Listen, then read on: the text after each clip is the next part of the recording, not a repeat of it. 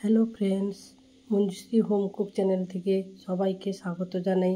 আশা করছি সবাই ভালো আছেন, আমিও ভালো আছি। আজকে আবারও একটা মজাদার রেসিপি নিয়ে চলে এসেছি, যা হলো বিনা তেলে বেগুন ভাজা। এখানে আমি বড় বড় দুটো বেগুন নিয়ে ভালো করে জলে চটকে ধুয়ে নিলাম। তারপর এখানে আমি একটা বেগুনকে ছোট ছোট করে টুকরো টুকরো করে কেটে নিয়েছি। আপনারা দেখতে পাচ্ছেন আমি কিভাবে এখানে বেগুন কেটে নিলাম। তারপর এখানে কি কি মশলা দিয়ে বেগুনটা মাখাবো সেটা দেখাচ্ছি। প্রথমে এখানে নিয়েছি হলুদ গুঁড়ো, লঙ্কার গুঁড়ো, জিরে গুঁড়ো, লবণ, অল্প পরিমাণে চিনি। তারপর বেগুনগুলোকে উপর থেকে আমি লবণ ছড়িয়ে দিলাম। তারপরে অল্প হলুদও ছড়িয়ে দিলাম। তারপর এখানে দিব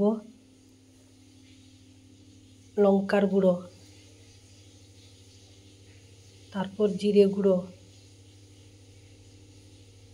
তারপর এখানে আমি অল্প করে চাট মশলাও ব্যবহার করেছি। তারপর চিনি দিয়ে আস্তে আস্তে হাতে প্রেস দিয়ে আমি মশলাগুলো বেগুনের মধ্যে মাখিয়ে নিলাম। এইভাবে আমার বেগুনগুলো মাখানো হয়ে গেছে। বিশেষ করে যারা বেশি তেল খেতে ভালোবাসেন না, ওনাদের পক্ষে এই বেগুন ভাজা খুবই উপকারী।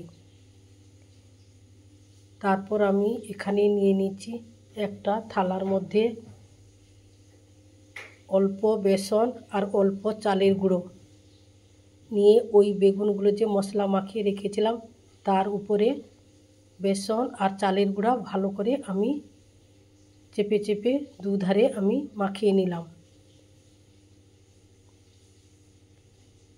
এইভাবে আমার মাখানো হয়ে গেছে। আর যেসব বন্ধুরা এখনও চ্যানেলটিকে সাবস্ক্রাইব করেননি, অবশ্যই ওনারা চ্যানেলটিকে সাবস্ক্রাইব করে পাশে থাকা বেল আইকনটি প্রেস করে দিবেন। আর নতুন বন্ধুদের কাছে একটাই বা পুরনো বন্ধুদের কাছে একটাই অনুরোধ, আপনারা ভিডিওটা ফুল ওয়াচ করে দেখবেন। তারপর এইভাবে আমি মশলাটাকে রেস্টে রেখে দিয়েছিলাম 10 মিনিট। তারপর একটা কড়াই ভালো করে হাই ফ্লেমে গ্যাসে বসিয়ে গরম করে নিয়ে এখন মিডিয়াম টু লোতে রেখেছি। প্রথমে আপনারা কড়াইটিকে পুরো দমে গরম করে নেবেন। দেখুন বন্ধুরা, এক পাশ থেকে আরেক পাশ উল্টে দিচ্ছি। এইভাবে আমার রেসিপিটা রেডি হয়ে গেছে। আপনাদের যদি এই রেসিপিটা ভালো লাগে তাহলে আপনারা লাইক, কমেন্ট, সাবস্ক্রাইব করতে ভুলবেন না। পাশে থাকবেন। আজ আসছি, নমস্কার।